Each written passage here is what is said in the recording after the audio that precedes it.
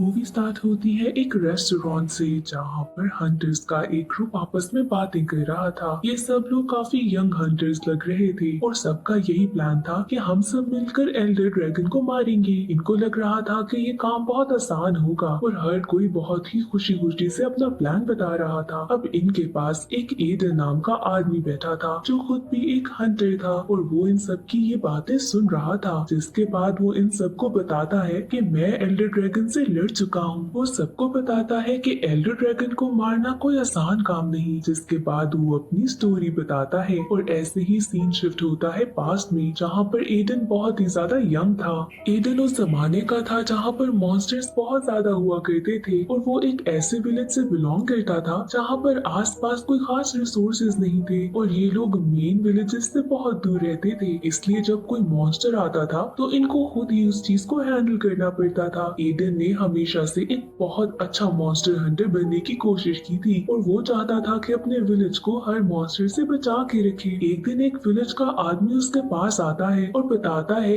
कि मेरी सारी मेहनत किसी ने जाया कर दी। जो मैंने चीजें खाने के लिए जमा की थी वो कोई उठाकर ले गया है। जिसके बाद ईडन उस जगह को जाकर चेक करता है। वहाँ पास ही उसे कुछ फुटस्टेप्स दिखाई देते हैं जिसको वो फॉलो करते करते जंगल में चला जाता है। जंगल में जाने के बाद ईडन को कोई आवाज आती है। उसके सामने एक बड़ा सा ब्लू कलर का मॉन्स्टर आता है। ये एक ड्रैगन था और वो ईडन को मारने लगता है। ईडन अभी काफी यंग था और इतना अच्छा ट्रेन नहीं था। वो अपनी पूरी कोशिश करता है कि किसी तरीके से इस मॉन्स्टर को मार दे, बट एंड में वो मॉन्स्टर ईडन को खाने ही वाला था कि यहाँ पर जूलियस नाम का एक बहुत अच्छा हंटर आता है और बिल्कुल एंड टाइम के ऊपर ईडन को बचा लेता है। इस मॉन्स्टर को मारने के बाद जूलियस ईडन से पूछता है कि तुम जंगल में क्या कर रहे हो। ईडन को लग रहा था कि शायद यही मॉन्स्टर है जिसने उस आदमी का सारा खाना ले लिया था और वो ये सारी बात जूलियस को बताता है। साथ ही उसे वो फुटस्टेप्स भी दिखा देता है जो कि विलेज से जंगल की तरफ आए थे। उनको देखते साथ ही जूलियस समझ जाता है कि ये बिल्कुल रियल नहीं और वो ईडन को समझाता है कि तुम्हें किसी ने बेवकूफ बनाया है। जिसके बाद ईडन को फौरन समझ आ जाती है कि ये काम किसका होगा। यहाँ विलेज के पास एक छोटा सा कैट जैसा क्रिएचर रहता था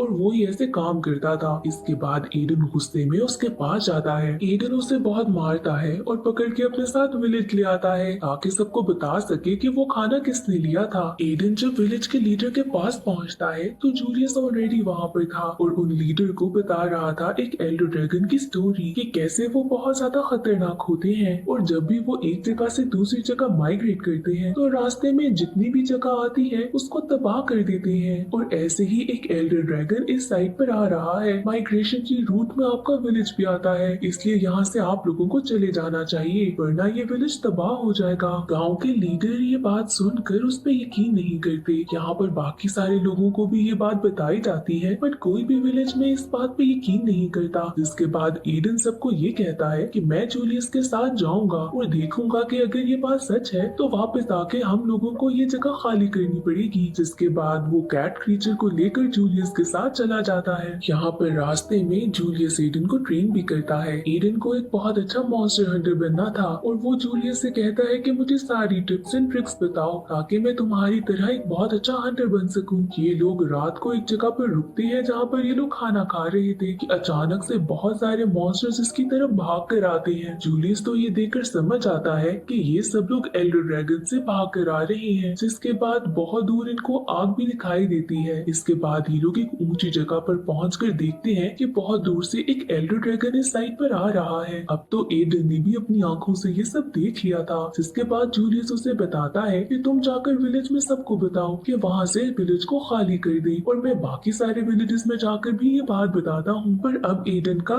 इरादा बदल चुका था। वो जूलियस को बताता है कि हम लोग मॉन्स्टर हंटर हैं और हमें ऐसे ही इससे भागना नहीं चाहिए बल्कि हमें रुक कर इसका मुकाबला करना चाहिए। जूलियस उस पे हंसता है और उसे मना करता है कि हम इस एल्डर ड्रैगन से ऐसे लड़ नहीं सकते, वो बहुत ज्यादा स्ट्रॉन्ग है। जिसके बाद ईडन उससे एक लाइन बताता है कि हम हंटर्स हैं और हमें मुकाबला करना है। जिसके बाद ईडन से वो पूछता है कि तुमने ये लाइन कहाँ पर पढ़ी है। जिसके बाद ईडन उसे एक बुक दिखाता है और बताता है कि मैंने इस बुक में ये पढ़ी थी।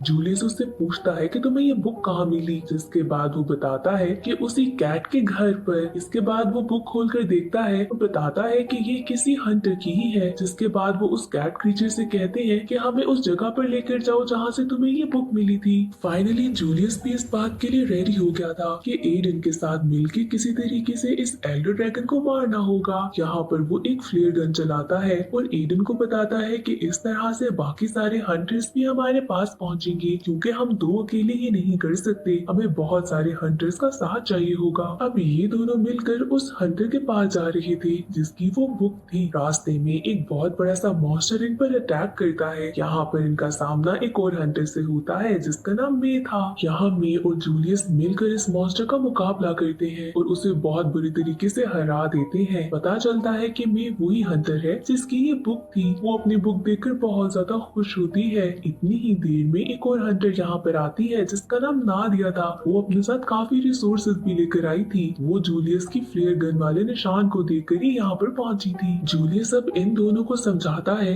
कि हम एल्डर ड्रैगन से लड़ना चाहते हैं और उसे मारना चाहते हैं, क्योंकि आसपास के विलेजेस ऐसे तबाह हो जाएंगे और हम कब तक ऐसे भागते रहेंगे। नादिया जूलियस को समझाती है कि इसके लिए हमें बहुत ज्यादा रिसोर्सेज चाहिए होंगे, क्योंकि ऐसे हम उसे कभी मार नहीं सकेंगे। यहाँ पर जिस मॉन्स्टर से अभी लड़ रहे थे वो एक आदमी को लेकर भाग रहा था। वो आदमी इनको बताता है कि पास ही एक रावी नाम का आदमी है जो कि बहुत ही अमेजिंग हंटर है। अगर तुम लोग उनसे मदद मांगो तो शायद तुम्हारा काम बहुत आसान हो जाए। ये हंटर बेसिकली बहुत अच्छे वेपन्स बनाता था। जब ये चारों मिलकर वहाँ पर पहुँचते हैं और रावी को बताते हैं कि हम चाहते हैं कि एल्डर ड्रैगन से मुकाबला करें, इसलिए तुम भी हमारा साथ दो। बट रावी उनको बताता है कि ऐसा हो नहीं सकता, तुम लोग फजूल की मेहनत कर रहे हो। एल्डर ड्रैगन को मारना बिल्कुल पॉसिबल नहीं और मैं तुम लोगों की मदद नहीं कर सकता। जिसके बाद इन चारों को वहाँ से जाना पड़ता है। अब ये लोग वापस विलेज पहुँचते हैं जहाँ पर ईडन सबको बताता है कि मैंने एल्डर ड्रैगन को देख लिया है, बट अब हमारा प्लान चेंज हो गया है। हम यहाँ से नहीं जाएंगे बल्कि एल्डर ड्रैगन का मुकाबला करेंगे। ईडन सबको बताता है कि ये हम अकेले नहीं कर सकते, हमें सबका साथ चाहिए।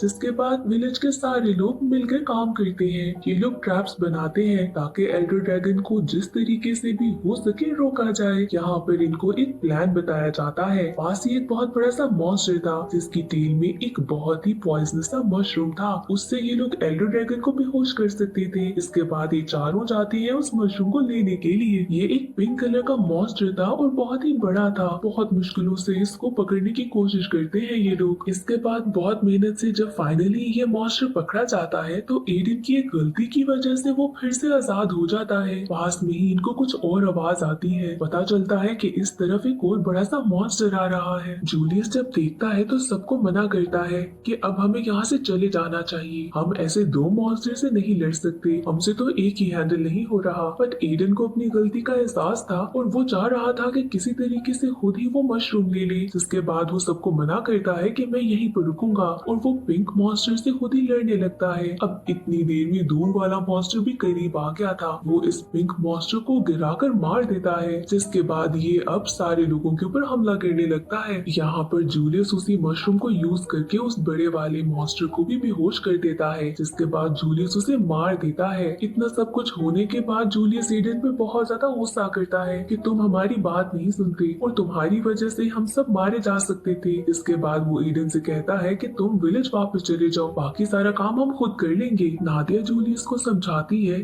कि अभी एडन छोटा है, जब तुम छोटे थे तो तुमने भी बहुत सारी गलतियां की होंगी, इसलिए इसे माफ कर दो। जूलियस भी ये बात समझ जाता है और एडन से माफी मांग लेता है। अब सब कुछ ठीक हो गया था। यहाँ पर रावी भी पहुंच जाता है। उसको भी लग रहा था कि बाकी सारे हंटर्स के साथ मिलकर शायद कुछ किया जा सके। अब रावी के साथ मिलकर ये लोग एक बहुत ही ज्यादा पावरफुल वेपन बनाते हैं। ऐसे ही अब वक्त आ गया था। वो एल्डर ड्रैगन इस विलेज के बिल्कुल पास पहुंच गया था और ऐसे ही विलेज में एंटर कर जाता है। जिसके बाद ये लोग एक के बाद एक उस पर अटैक करते हैं। बट एल्डर ड्रैगन बहुत ही ज्यादा स्ट्रॉन्ग था और रावी के बनाए हुए इतने स्ट्रॉन्ग वेपन को भी तोड़ देता है। बाकी सारे लोग अब उस ड्रैगन को अपनी तरफ उलझा कर रखते हैं ताकि किसी तरीके से मियो और एडन उस वेपन को दोबारा से ठीक कर ले। जब ये दोनों उस वेपन को ठीक कर रहे थे, बाकी सब लोग उस ड्रैगन से लड़ने की कोशिश कर रहे थे। उस ड्रैगन के मुंह से बहुत ज्यादा आग निकलती है, जिसकी वजह से रावी बहुत बुरी तरीके से जलकर मर जाता है। इतनी देर में वो वेपन भी ठीक हो जाता है और जब वो उस पर अटैक करते हैं तो वो ड्रैगन कुछ देर के लिए बेहोश हो जाता है। सबको लगता है कि शायद वो ड्रैगन मर गया और सब खुश हो रहे थे, पर ये ड्रैगन एक बार फिर से उड़ जाता है। हर कोई ये देखकर बहुत ज्यादा डर जाता है कि अब क्या किया जाए। यहाँ पर ईडन सबको कहता है कि मेरे पास एक प्लान है और वो ये कहकर वहाँ से भाग जाता है। किसी को भी कुछ समझ नहीं आती, पर अब एल्डर ड्रैगन दोबारा से उठ खड़ा था और सब उसको अपने तरीके से डील कर रहे थे। उसके मुंह से बहुत ज्यादा आग निकल रही थी और इसी सब के बीच में ये एल्डर ड्रैगन मी को भी खा जाता है। सब लोग इससे लड़ रहे थे, पर ये एल्डर ड्रैगन एक के बाद एक सबको हराते हुए विलेज को बहुत बुरी तरीके से डिस्ट्रॉय कर रहा था। दूसरी तरफ एडन वहाँ के बने हुए पास ही डैम के पास जाता है, जो कि बहुत ही कमजोर लकड़ियों से बना हुआ था। वो इस डैम को तोड़ देता है, जिसकी वजह से बहुत सारा पानी इस डैम के अंदर से निकलता है और विलेज की तरफ आता है। ये पानी इस एल्डर ड्रैगन को भी बहाता हुआ दूर ले जाता है। एडन का ऐसे प्लान कामयाब होता है और इन सब लोगों की जान छूट जाती है एल्डर ड्रैगन से। अब अगला दिन होता है और बाकी सब लोग बस मियो और रावी को याद करते हैं कि बाकी सारे लोगों को बचाते बचाते इन लोगों ने अपनी जान खो दी। एड्रियन भी जूलियस और नादिया के साथ चला जाता है। इसके बाद जूलियस और नादिया का क्या हुआ ये किसी को नहीं पता। इसके बाद स्टोरी दोबारा से प्रेजेंट में आती है, जहाँ पर एडन बाकी सारे मॉन्स्टर हंटर्स को वो स्टोरी सुना रहा था, पर ये सब लोग एडन की बात पर यकीन नहीं करते। जिसके बाद वो इन सब लोगों को मे की बुक दिखाता है, जिसको देखने के बाद इन सब लोगों को यकीन आता है कि सच में ये जो कुछ बताया गया है वो सच है। इस सब के बाद बाकी सारे हंटर्स निकल जाते हैं दूसरे एल्डर ड्रैगन को मारने के लिए और ऐसे ही मूवी एंड हो जाती है।